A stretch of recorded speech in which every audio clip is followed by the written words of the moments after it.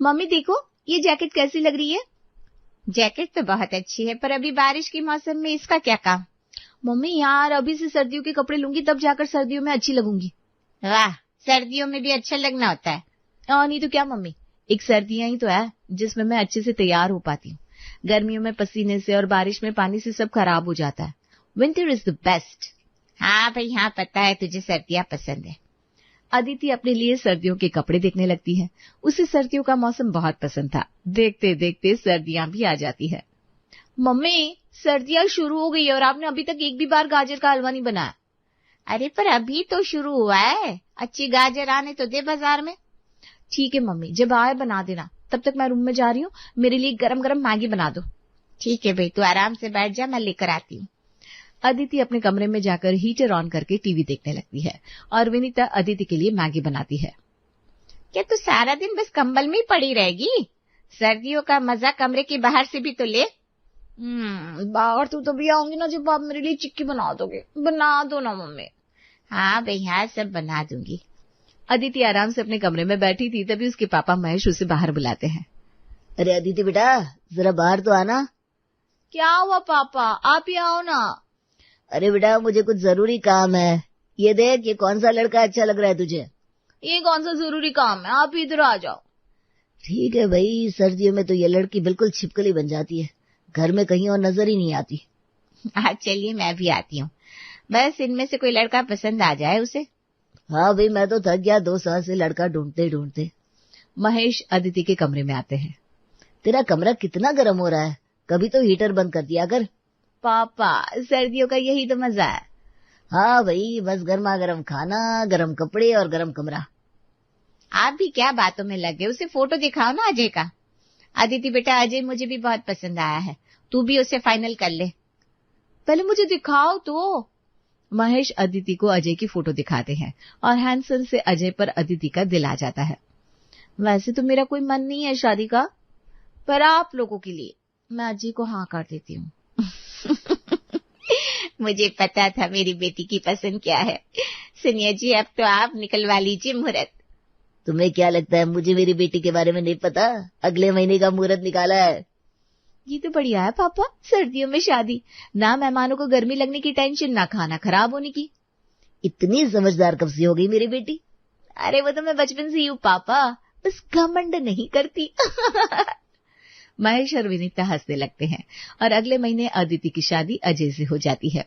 वाह, अजय जी का घर कितना बड़ा है, यहाँ तो बालकनी भी है। सर्दियों की ठंडी ठंडी हवा का सारा मजा यहीं से लूंगी। अरे बहू, खड़े खड़े क्या सोच रही हो? कुछ नहीं दादी, मैं तो बस घर में घूम रही थी। घर तो देख ही लिया होगा बहू तुमने, अब जरा एक एक कप चाय तो पिला दो हमें। जी मम्मी जी, अभी लाती हूँ। अदिति किचन में जाकर चाय बनाने लगती है और अपनी सहेली को फोन लगाती है। क्या बात है, बड़ी सुबह सुबह फोन लगा दिया? हाँ, चाय बना रही थी, सोचा तुझे फोन कर लूं, तब तक बता क्या हाल है। क्या बताओ यार, इस बार सर्दी बहुत पड़ रही है, मुझे तो हर 2 दिन में जुकाम हुआ जा रहा है। पता नहीं तुझे कैसे पसंद है सर्दियां। अरे सर्दियों की बात ही अलग है, पता नहीं तुम लोग कैसे हो जिन्हें सर्दियां पसंद नहीं है। हाँ, मैंने भी देखा है, तू अपने कमरे में पड़ी रहती थी और आंटी कभी वो खाना बनाती रहती थी। अच्छा, अब तुझे जलन हो रही है ना मुझसे? जलन नहीं यार, पर अब तो तेरे पास सास है। एक नहीं, 2 दादी सास भी है यहाँ पर मुझे नहीं लगता यहाँ किसी को प्रॉब्लम है सर्दी से। अच्छी बात है, चल मैं जाती हूँ, बर्तन भी धोने बाकी है। ठीक है, बाय। अदिति चाय बनाकर ले आती है। बहू ये ले, ये भुने हुए भुट्टे खा ले, अजय लेकर आया है बाहर से। वाह मम्मी जी, भुने हुए भुट्टे मेरे फेवरेट है। जब इन पर नींबू और काला नमक डालते हैं ना, हा, मजा ही आ जाता है। लगता है बहू को भी मेरी तरह सर्दियां पसंद है। क्या सच में दादी जी, आपको भी? और नहीं तो क्या, सर्दियों में क्या बढ़िया खाने को मिलता है। हाँ, मंचूरियन, मैगी, पनीर टिक्का सब खाकर ना बड़ा अच्छा लगता है। चने का साग, मक्के की रोटी, बाजरे की खिचड़ी, पालक के पराठे, क्या बढ़िया बढ़िया सब्जी आती है बाजार में। हाँ दादी, सही कहा। मेरा तो बड़ा मन होने लगा है। बहू तो एक काम कर, कल तू ना मेरे लिए पालक के पराठे बना दे। लेकिन अम्मा जी घर में पालक तो है ही नहीं। तो अजय को भेजना, वो लेकर आएगा। ठीक है भाई। बहू अब तो तुम्हारी अम्मा जी से खूब बनेगी। तुम्हें बनाना तो आता है ना ये सब? हाँ मम्मी जी, मुझे सब आता है। फिर तो बढ़िया है। मैं अभी अजय को फोन कर देती हूँ, वो पालक ले आएगा। अगले दिन घर में पालक आती है और अदिति उसे साफ करने बैठ जाती है। अब एक एक करके अच्छा अच्छा पत्ता चुनना पड़ेगा, फिर पराठे बनेंगे। बहू बन गए क्या पराठे? मुझे तो कल से ही सोच सोच कर मुंह में पानी आ रहा है। बना रही हूँ दादी, बस 10 मिनट। बहू अब पराठे बना रही हो तो धनिया टमाटर की चटनी बनाना भूलना मत। ठीक है दादी। अदिति पराठे बनाकर दादी को खिलाती है। वाह वाह, ठंड के मौसम में गर्मा गर्म पराठों का मजा ही अलग है। चलो बहू के आने से अब मेरी तो छुट्टी हो गई। अम्मा जी मैं सोच रही हूँ मायके हो आओ अपने। बहू तू चली जा, अब तो अदिति बहू है मेरे पास। अब तो तू संक्रांति के बाद ही आना। पहली बार अम्मा जी आप मानी हो इतने दिन के लिए। ऐसा पता होता ना तो मैं बहुत पहले ही अजय की शादी करवा देती। सुषमा की बात सुनकर दादी हंसने लगती है और अगले दिन सुषमा अपने मायके के लिए निकलती है। बहू अम्मा जी की सारी बातें मानना और खाने का मन हो तो इन्हें देना, नहीं तो ये रूठ जाती हैं और फिर इन्हें मनाना बहुत मुश्किल होता है। आप टेंशन मत लो मम्मी जी, मैं सब संभालूंगी। सुषमा अपने मायके चली जाती है और अदिति अपने कमरे में आराम करने जाती है। उसने अभी हीटर ऑन ही किया था कि दादी की आवाज आती है। अदिति, अदिति बहू। हाँ दादी, कुछ चाहिए क्या आपको? अदिति, हर साल 100 के लड्डू बनते थे सर्दियों में। अब तेरी सास तो गई तो तू ही बना दे। ठीक है दादी, मैं बना देती हूँ। घी गुड़ अच्छे से डालना। समझ गई दादी। अदिति किचन में आती है और आटा भूनने लगती है। तभी उसका फोन बजता है। क्या हो रहा है अदिति मैडम? अरे लड्डू बना रही हूँ, तू बता क्या हाल है? मैं तो अपने मायके आ गई। मेरी सास के नखरे ही बंद नहीं हो रहे थे। सर्दी आई नहीं कि हर घंटे चाय बनाओ। मैं चाय बना बना कर थक गई थी। अरे तो इसमें कौन सी ज्यादा मेहनत है, इतना काम तो चलता है। कम से कम गर्मियों में तो पसीना नहीं बहाना पड़ता। अरे तो गर्मियों में सब हल्का खाते हैं, सर्दियां आते ही मेरे घर वाले मुझे हलवाई समझ लेते हैं। अच्छा चल ठीक है, मैं बाद में बात करूंगी, अभी मैं ना काम कर रही हूँ। प्रिया फोन काट लेती है और 1 घंटे की मेहनत के बाद अदिति लड्डू तैयार कर लेती है। लीजिए दादी आपके लड्डू, अब मैं अपने कमरे में जा रही हूँ। लड्डू तो बहुत बढ़िया है बहू, पर शाम को खाने में क्या बनाएगी? आप क्या खाएंगी दादी? मैं सोच रही हूँ बथुआ के पराठे बना ले आज। ठीक है दादी, मैं अजय को फोन कर देती हूँ, वो लेते हुए आएंगे। अच्छा सुन, उसको बोलना मेथी मूली चने का साग भी लेता है। ठीक है। और गाजर भी। हाँ हाँ कह दूंगी। अदिति अजय को फोन लगाती है। बोलिए मैडम जी, कैसे याद किया? ऑफिस से आते वक्त मूली, मेथी, चने का साग और गाजर लेते आइएगा। अरे तुम इतना सब खाने वाली हो क्या? ये सब मेरे लिए नहीं है, दादी के लिए। आप बस लेते आइए। ठीक है भाई, ले आऊंगा। अजय घर आते वक्त सारी सब्जियां ले आता है। यही तो अच्छी बात है ठंड के मौसम की। इतनी अच्छी अच्छी और प्यारी सब्जियां चलती है ना, देखकर मन खुश हो जाता है। दादी मुझे तो सब्जी बनाने वाली ज्यादा प्यारी लगती है। नई नई शादी में होता है बेटा, तेरे दादाजी भी ऐसी बातें करते थे। मैं भी तो उन्हीं का पोता हूं ना दादी। चल अब तो आराम कर और बहू को मेरे पास भेज। हाँ दादी, आपने बुलाया? ले बेटा, सब्जी आ गई है, अब तू जल्दी से बथुए के पराठे बना दे। ठीक है, मैं अभी बनाती हूँ।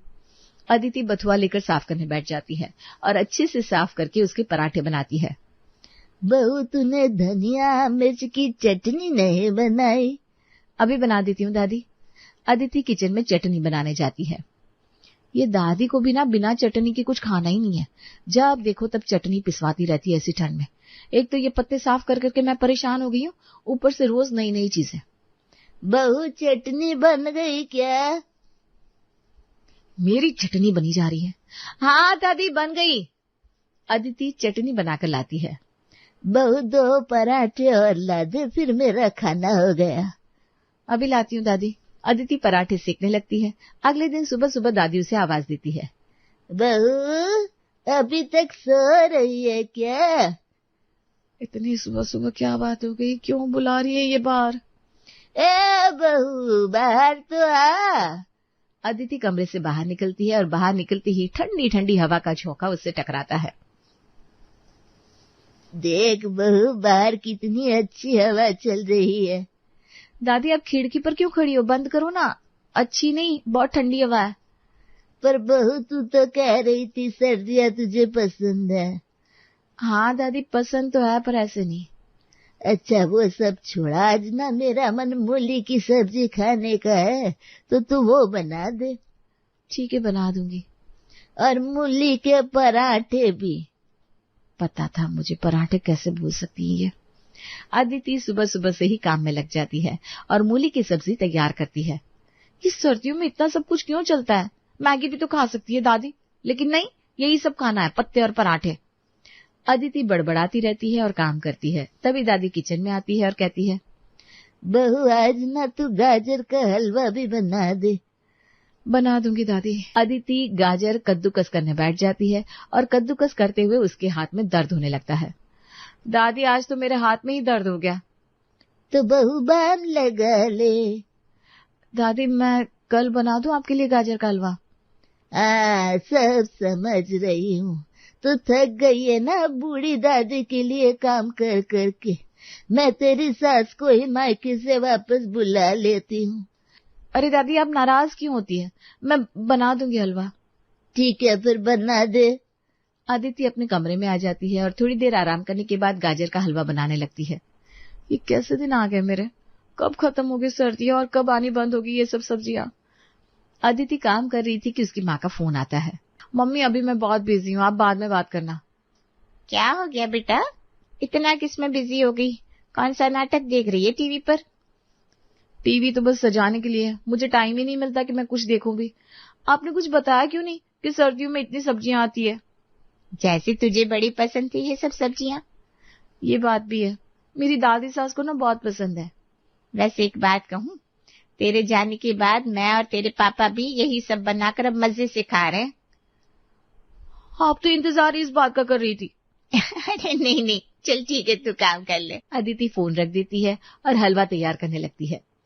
कितनी ठंड हो रही है, ऊपर से यहाँ खड़े खड़े मेरे तो पैर ही अकड़ रहा है। बहू खुशबू बड़ी अच्छी आ रही है, जल्दी से देना हलवा। दादी थोड़ा ठंडा तो होने दो। हाँ बहू, मैं अपने कमरे में जा रही हूँ, तू ले आना। दादी अपने कमरे में चली जाती है और अदिति हलवा बनाकर लाती है। खुद तो सारा दिन हीटर से चिपकी रहती है और मुझे कहती है कभी ये बना दो कभी वो बना दो। बहू आज तू ना बाजरे की खिचड़ी बना दे, हलवा खाकर अब ज्यादा भूख नहीं लगेगी। ठीक है दादी बना दूंगी। दादी अदिति को कई नई नई चीजें बनाने को कहती रहती हैं और अदिति का आधे से ज्यादा दिन किचन में ही जाता है। यार प्रिया मैं तो परेशान हो गई हूँ ये तरह तरह का खाना बनाकर।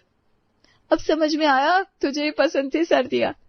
अरे मुझे तो यार अब गर्मियों का इंतजार है, बस जल्दी से गर्मियां आए और ये तरह तरह के व्यंजन बनाना बंद करूं। तू अपने मायके चली जाना। कहाँ से जाऊं यार, मेरी सास खुद गई है मायके, मैं यहाँ दादी सास की देखभाल कर रही हूँ। बढ़िया है बेटा, कोई बहुत बोलता था आई लव विंटर्स। कैसी विंटर्स कैसा लव, अब तो रेसिपी देखकर बाजरे की खिचड़ी बना रही हूँ। अदिति की बात सुनकर प्रिया हंसने लगती है। तुझे हंसी आ रही है और मुझे रोना आ रहा है, बस ठंड से ना आंसू जम गए। कोई बात नहीं, जल्दी ही अच्छे दिन आएंगे बेटा। अदिति फोन रख देती है और बाजरे की खिचड़ी बनाती है। अदिति तुम्हें तो बहुत कुछ आता है बनाना, लेकिन कभी कभी मेरी पसंद का भी कुछ बना दो। नहीं ये मेरी बहू है, मेरी ही पसंद का बनेगा, तू अपनी पसंद गर्मियों में बताना। ठीक है दादी, गर्मियों में आप कुछ मत कहना फिर। नहीं नहीं, गर्मियां मुझे पसंद ही नहीं है वैसे भी। मुझे तो अब गर्मियां ही पसंद है। सारा काम निपटाकर अदिति अपने कमरे में आराम करने जाती है और दादी उसके पास आकर कहती है, बहू सुन तो, सो रही है क्या? नहीं दादी बताइए क्या हुआ? कल ना मेरी सहेली आएंगी, तो खाने में मक्के और बाजरे की रोटी, चने का साग बना देना। बना दूंगी दादी। अगले दिन अदिति जल्दी से जागकर काम में लग जाती है और मोहल्ले वाली दादी की सहेलियां खाने पर आती हैं। रामकली, वो भी क्या दिन थे जब हम मूंगफलियां खाते थे, अब तो दांत ही नहीं बचे। सही कह रही हो, लेकिन मूंगफली छोड़ो, मेरी बहू ने आज चने का साग और बाजरे की रोटी बनाई है, वो तुम खाओ। अरे वाह, फिर तो लगवाओ गर्मा गर्म खाना। अदिति बेटा खाना लगा दे। ठीक है दादी, आप लोग बैठिए, मैं खाना लाती हूँ। अदिति सबके लिए खाना परोसती है। अरे बहू, ये चने का साग ऐसे नहीं बनता, मजा ही नहीं आया। इसे लहसुन के साथ छौंका नहीं तूने? अरे हाँ, मैं भूल गई। कोई बात नहीं, दोबारा बना कर ला। ठीक है, अभी लाती हूँ। अदिति दोबारा चने के साग को बनाती है। लीजिए, आप खाइए। वो सब तो ठीक है, लेकिन बहू टमाटर की चटनी और मूली का सलाद कहाँ है? अभी लाती हूँ। कुछ भी कहो रामकली, तेरी बहू है तो संस्कारी, वरना आजकल की लड़कियां ये सब चीजें बनाने तो दूर किचन में तक जाती नहीं। अब किस्मत है ये तो मेरी, जो बुढ़ापे में भी मन के जैसा खाने को मिल रहा है। जब बात बात पर रूठेगी तब हर कुछ इनके मन जैसा ही बनाना पड़ेगा। आधी सर्दियां निकल गई, अभी तक एक बार भी टमाटो सूप नहीं पिया। पीऊंगी भी कहाँ से, ये टमाटर की चटनी में ही लगी रहती हूँ। बहू कहाँ रह गई, जल्दी ले आ, खाना ठंडा हुआ जा रहा है। अभी आई दादी। अदिति चटनी और सलाद तैयार करके लाती है। बहू, मैं क्या कह रही थी, तुझे बथुए का रायता बनाना आता है क्या? हाँ आता है, पर तू क्यों पूछ रही है? अरे मेरी बहू बहुत चिक चिक करती है, कहती ये पत्तेदार सब्जियां उससे साफ नहीं होती, तो मैंने सोचा तेरी बहू को दे जाया करूंगी। हाँ, इसमें पूछना कैसा, मेरी बहू तेरी बहू। अब समझ में आया मम्मी जी क्यों खुश हो रही थी मायके जाने के नाम से। यहाँ तो ठंड के मौसम के खाने की लिस्ट ही इतनी लंबी है। अरे फिर भी एक बार बहू से पूछ तो ले। अरे इससे कोई दिक्कत नहीं है, क्या बहू बना देगी ना? जी आंटी जी, बना दूंगी। अगले दिन सुशीला अदिति को काफी सारी पालक और बथुआ और मेथी साफ करने के लिए दे जाती है। अब बहू, तू इसे अपने पास ही रख और 3 दिन मेरे यहाँ सब्जी बनाकर भेजती रहना। हाँ ठीक है आंटी जी। अदिति सब्जियां लेकर अंदर आती है, तभी उसकी दादी कहती है, बहू सुन तो जरा। जी दादी कहिए। बढ़िया बढ़िया आलू चल रहे बाजार में, तूने एक बार भी अभी तक आलू की टिक्की नहीं बनाई। बना दूंगी दादी। ठीक है, और आज ना आलू के पराठे बनाना मक्खन वाले। दादी आप इतना मक्खन खाकर मोटी हो जाओगी। अरे तब मुझे कौन से लड़के वाले देखने आएंगे, तू तो बढ़िया मक्खन मार के बनाना। किसी दिन मैं ही ना मर जाऊं दादी की फरमाइशें सुन सुनकर। क्या सोच रही है बहू, जा जाकर तैयारी कर ले। हाँ दादी, जा रही हूँ, किचन में रहने ही लग जाती हूँ। अब बस कोई नई डिश ना बनाने को बोल दे, मेरा तो मन ही उठता जा रहा है सर्दियों से। अदिति किचन में आ जाती है और अजय का फोन आता है। सुनो ना अदिति, आज मेरा मन मंचूरियन और फ्राइड राइस खाने का कर रहा है, बना दो ना। आप बाहर से खा लीजिए, मैं अभी दादी के लिए आलू पराठे और धनिया की चटनी बना रही हूँ। तुम तो दादी की पर्सनल शेफ बनती जा रही हो, मेरे लिए कुछ बनाती नहीं हो। अब आपको कुछ बनवाना है ना तो प्रार्थना कीजिए कि गर्मी आ जाए जल्दी से। मैं बहुत परेशान हो गई हूँ ठंड का स्पेशल खाना बना बनाकर। अरे पर दादी ने तो कहा था तुम्हें सर्दियां पसंद है। अब आप ना ताना मत मारिए, मुझे बहुत काम है। अदिति फोन काट देती है और आलू उबालने रखती है। भगवान ही बचाए सर्दियों से, अब नहीं कहूंगी कभी कि मुझे सर्दियां पसंद है। अरे क्या बताऊं सुषमा, मेरी बहू तो बस अपनी मनमर्जी चलाती रहती है, मेरी तो कोई बात ही नहीं मानती। अच्छा, तो फिर तू क्या करती है? क्या करूं, सारी बातें माननी पड़ती हैं। अब बेटा भी बहू की साइड ही लेता है। ज्यादा पढ़ी लिखी बहू लाना भी ना अपने पैर पर कुल्हाड़ी मारने जैसा है। कैसी बातें कर रही है?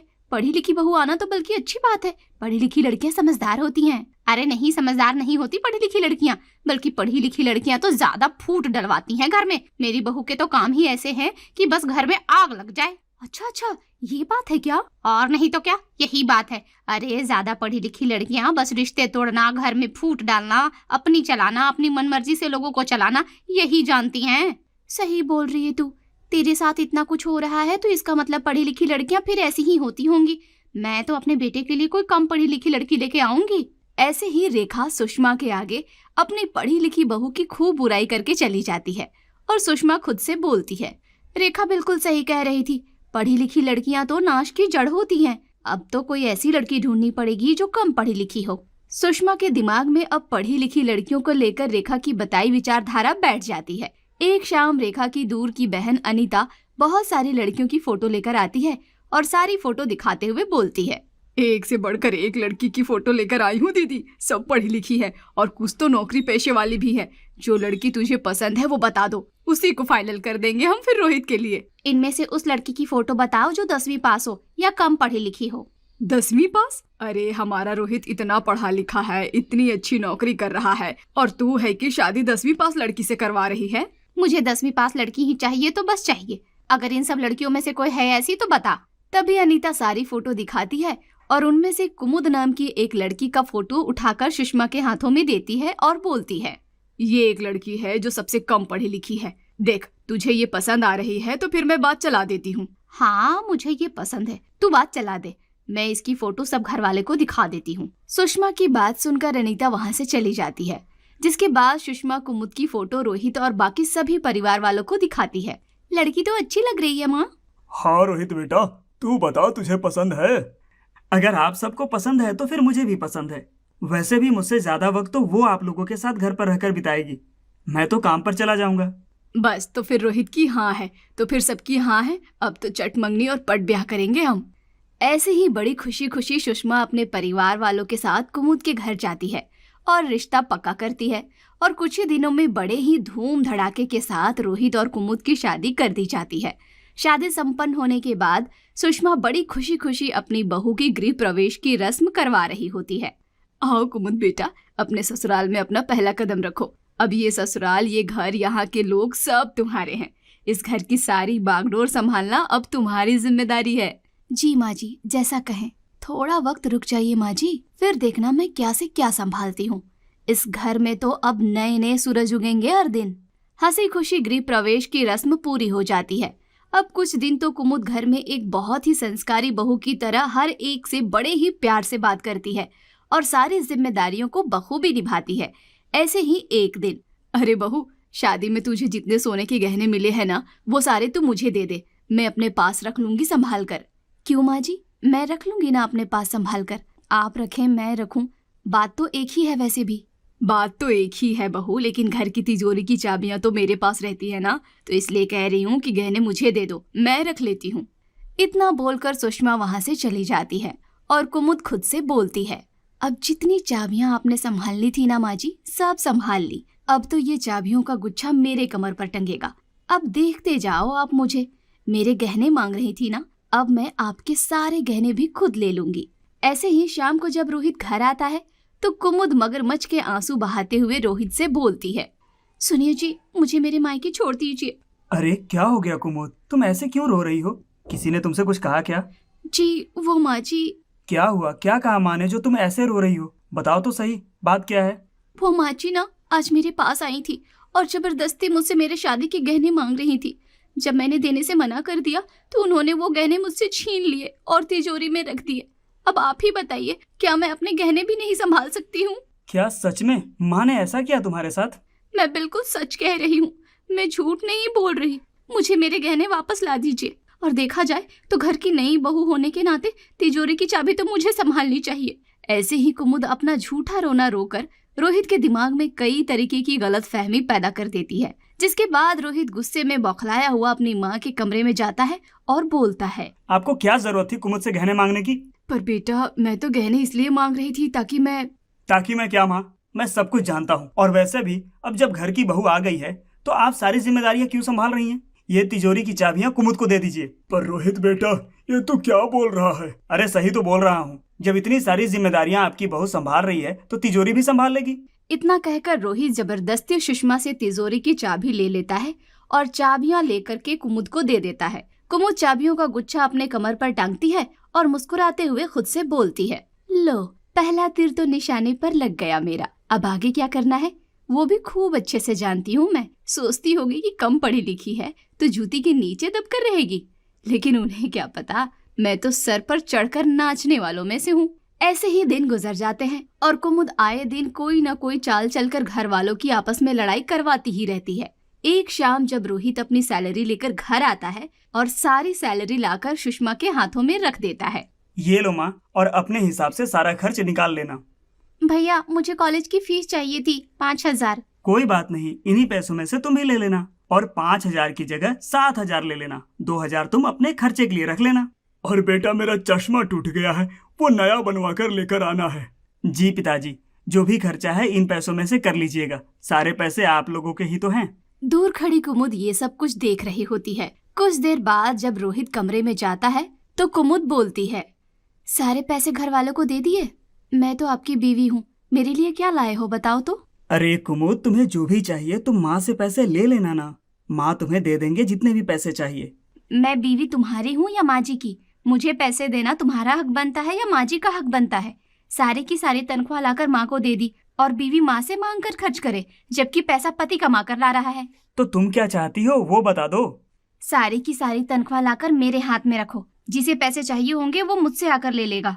जब काम मेरा पति कर रहा है, घर मेरा पति चला रहा है, तो पैसा सासू माँ के हाथ में क्यों रखे? अब इसी बात को लेकर कुमुद और रोहित के बीच में झगड़ा हो जाता है और सभी लोग उनके कमरे में आ जाते हैं और रोहित उनको सारी बात बताता है। बहू, घर की बड़ी मैं हूँ, कहाँ कैसे क्या खर्च करना है मुझे अच्छे से पता है। तो क्या हो गया अगर मेरे बेटे ने मुझे सारे पैसे पकड़ा दिए तो? सीधी बात है माँ जी, जब तक मैं नहीं थी तब तक चीजें आप संभाल रही थी, अच्छी बात है, लेकिन अब मैं आ गई हूँ तो तनख्वाह पर मेरा ही हक है। चुपचाप सारे पैसे मुझे दे दीजिए। कुमुद की ऐसी बातें सुनकर सुषमा को बुरा तो बहुत लगता है, लेकिन घर में क्लेश ना बढ़े इसके चलते सुषमा कुमुद के हाथों में सारे पैसे रख देती है और अब घर वालों को हर छोटी बड़ी बात का हिसाब कुमुद को देना पड़ता था और कुमुद भी अपनी मर्जी से सबको पैसे देती थी। एक शाम घर के सभी लोग शादी में जा रहे होते हैं, तभी कोयल हाथों में कुछ सामान लिए आती है। माँ, ये वो बनारसी साड़ी है जो आपने लाने के लिए कहा था और ये शगुन का लिफाफा है। ठीक है कोयल। कुमुद बहू, 11,000 रुपये दे दे, शगुन के लिफाफे में डालने हैं। 11,000 किस लिए? 1,100 रुपये डालकर दे दीजिए।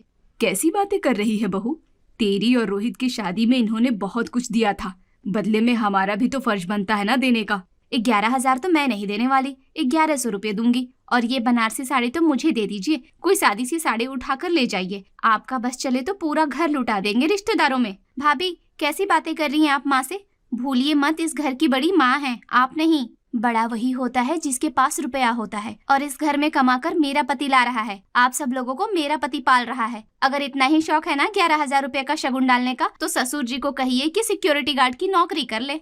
अपनी बहू की ऐसी बातें सुनकर सुषमा दंग रह जाती है। इसके बाद तो बनारसी साड़ी को बदल उसकी जगह एक साधारण साड़ी को थैली में डाल देती है और शगुन के लिफाफे में 1,100 रुपये डालकर सुषमा के हाथ में दे देती है। और आगे से भी अगर आपने किसी को इतना सब कुछ देने की कोशिश की ना, तो मुझसे बुरा कोई नहीं होगा। आ गई बात समझ में?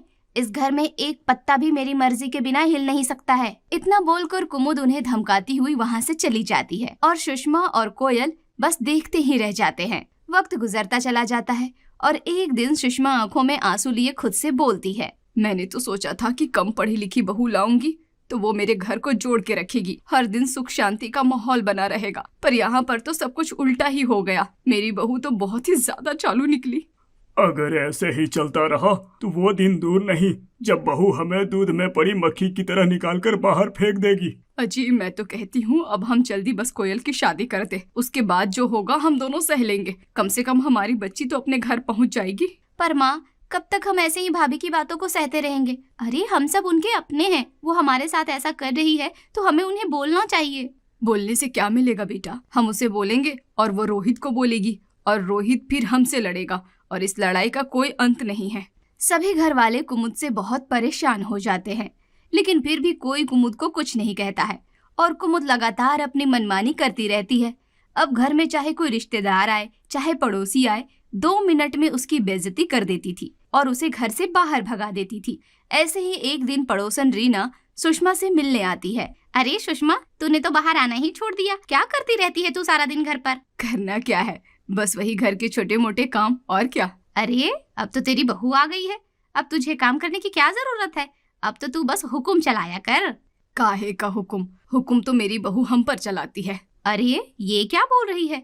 तुझे पता है मेरी बहू इतनी अच्छी है ना कि मैं तो बस बैठी रहती हूँ और मेरी बहुत सारी चीजें कर देती है, मुझे तो एक चम्मच भी उठाने की जरूरत नहीं पड़ती है। रीना ये सब कुछ बोल रही होती है कि तभी वहाँ पर कुमुद आ जाती है और अपने हाथों को बांधते हुए बोलती है, अगर आपकी बहू इतनी ही अच्छी है तो फिर अपनी बहू के चरण धोकर पी लीजिए ना आंटी जी, यहाँ आकर अपनी बहू की तारीफ क्यों कर रही हैं?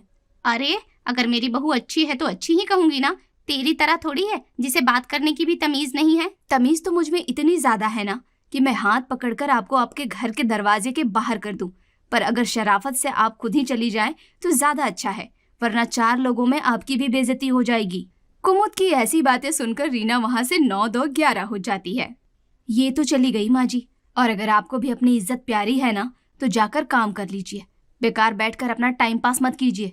सुषमा बिना कुछ कहे वहां से उठकर चली जाती है और घर के काम करने लगती है। गुजरते वक्त के साथ घर के हालात और भी ज्यादा बुरे हो जाते हैं और अपने ही घर में कोयल, रमेश और सुषमा का नौकरों से भी बुरा हाल हो जाता है। ऐसे ही एक दिन घर पर एक वकील आता है और कुछ कागज देते हुए कुमुद से बोलता है, ये लीजिए मैडम, जैसा आपने बोला था वैसे ही सारे पेपर्स बनाकर रेडी हैं। अब से घर और प्रॉपर्टी की मालकिन आप हैं। आज से ये सब कुछ आपका है। ये रहे आपके पेपर्स। मैं चलता हूँ। Thank you so much. बस इसी दिन का तो इंतजार था मुझे। अब ये सब कुछ मेरा हो गया है। अब मैं यहाँ रह रहे बेकार लोगों को धक्के देकर घर से निकाल दूंगी। वकील वहाँ से चला जाता है और अगले ही दिन कोयल, सुषमा और रमेश तीनों के कपड़ों का अलग अलग सूटकेस पैक कर देती है और खुद सोफे पर आराम से बैठ जाती है। तभी वहाँ पर कोयल, सुषमा और रमेश आते हैं और सूटकेस देखकर बोलते हैं, अरे बहू, तू कहीं जा रही है क्या? बताया नहीं। हाँ भाभी, इतना सारा सामान पैक कर लिया। ज्यादा दिनों के लिए जा रही हैं क्या, या भैया आपको हनीमून पर ले जा रहे हैं? हाँ बहू, अचानक से प्लान बना लिया, बताया भी नहीं बहू। पहले तो मैं आप सबको बता दूं कि मैं कहीं नहीं जा रही हूँ, ना जाने वाली हूँ। तो फिर इतना सारा सामान किसके लिए पैक किया हुआ है बहू? किसका है ये सारा सामान? ये सारा सामान आप लोगों का है। आप तीनों के तीनों इस घर से बाहर जाने वाले हैं। ये क्या बोल रही है तू बहू? अरे बिल्कुल सही बोल रही हूँ। आपको नहीं पता कि इस घर की मालकिन अब मैं हूँ। ये घर, ये सारी प्रॉपर्टी अब मेरे नाम हो चुकी है। आई बात समझ में? देखो बहू, अपनी मर्जी चलाने की भी कोई हद होती है। ये सारी चीज मेरे नाम पर है और अभी तक मैं इसमें से कुछ भी रोहित के नाम पर नहीं किया है, तो तुम्हारे नाम ये सब कुछ कहाँ से हो गया? ठीक वैसे ही जैसे मैंने उस दिन आपसे कागजों पर सिग्नेचर लिए थे। भूल गए आप ससुर जी? कुमुद रसोई में चाय बनाकर तैयार करती है और एक कप में डालती है और खुद से बोलती है, अब ये चाय पिलाने के बहाने मैं ससुर जी के पास जाऊंगी और मुझे जो करना है वो करवा लूंगी, और फिर अब वैसा होगा जैसा मैंने सोचा है। इतना कहकर कुमुद चाय का कप उठाती है और पास में रखी हुई कुछ फाइल्स उठाती है, जिसके बाद वो अपने ससुर के कमरे में जाती है। ससुर जी, आपके लिए चाय लेकर आई हूँ। ठीक है बहू, साइड में रख दे, मैं पी लूंगा। ससुर जी, रोहित जी कुछ कागज छोड़ गए थे। बोल रहे थे कि उन पर आपकी दस्तखत चाहिए। उन्होंने नए राशन कार्ड के लिए अप्लाई किया है। अच्छा ला बहू, पहले पढ़कर तो देख लूं। जैसे ही वो ऊपर का एक कागज पढ़ते हैं तो उसमें सच में राशन कार्ड के बारे में लिखा हुआ होता है, जिसके बाद कुमुद बोलती है, अब तो आ गया ना यकीन कि राशन कार्ड के ही कागज हैं। अब साइन कर दीजिए, फिर मुझे ये कागज देने रोहित को उनके ऑफिस भी जाना है। रमेश जल्दी से सारे कागजों पर दस्तखत कर देता है और कुमुद फाइल उठाकर वहाँ से चली जाती है। देखा, कितनी आसानी से मैंने आपको पागल बना दिया। अरे आप लोगों को क्या लगा था कि मैं अगर कम पढ़ी लिखी हूँ तो मुझे अपना हक लेना नहीं आता? अरे अपने हक के लिए कैसे लड़ना है ये मुझे बहुत अच्छे से आता है। बहू, तू पागल हो गई है क्या? हम सब तेरे परिवार वाले हैं। तू अपने परिवार वालों को भी घर से धक्के देकर निकाल रही है। आप कोई मेरे परिवार वाले नहीं हो। अगर आज मैंने आप लोगों को नहीं निकाला ना तो कल को आप मेरे पति से चुगली करके मुझे घर से बाहर निकाल देंगी। अरे भाभी, पढ़ी लिखी कम हो लेकिन दुनियादारी की तो समझ है ना। इतना तो पता है ना कि कौन अच्छा है और कौन बुरा। सब पता है मुझे, और तुम तो चुप ही रहो। सारा दिन माँ बेटी बस चुगली करती रहती हो। पर माँ ने तो कभी आपकी कोई बुराई की ही नहीं है, बल्कि वो तो हमेशा आपकी गलतियों पर पर्दा डालती रहती हैं। लेकिन अब सारे पर्दे उठ चुके हैं। ना मुझे आप लोगों की जरूरत है और ना इस घर को आपकी जरूरत है। तो भलाई इसी में है कि चुपचाप अपना अपना बैग उठाइए और घर से निकल जाइए, और अपने बेटे से शिकायत करने की कोई जरूरत नहीं है, क्योंकि वो पहले से ही मेरे काबू में है। कुमुद की ऐसी बातें सुनकर सुषमा और उसका पूरा परिवार अपना अपना बैग लेकर घर से निकल जाता है। और जाते जाते सुषमा की नजर रेखा के घर पर पड़ती है, जहाँ पढ़ी लिखी बहू ने बड़ी ही समझदारी के साथ पूरे परिवार को जोड़ा हुआ था और पूरे मोहल्ले वाले उसकी खूब तारीफ भी कर रहे थे। ये सब कुछ देखकर सुषमा खुद से बोलती है, बहुत बड़ी गलती कर दी मैंने, जो मैं लोगों की बातों में आ गई। पढ़ी लिखी बहू घर तोड़ेगी नहीं बल्कि घर जोड़ेगी।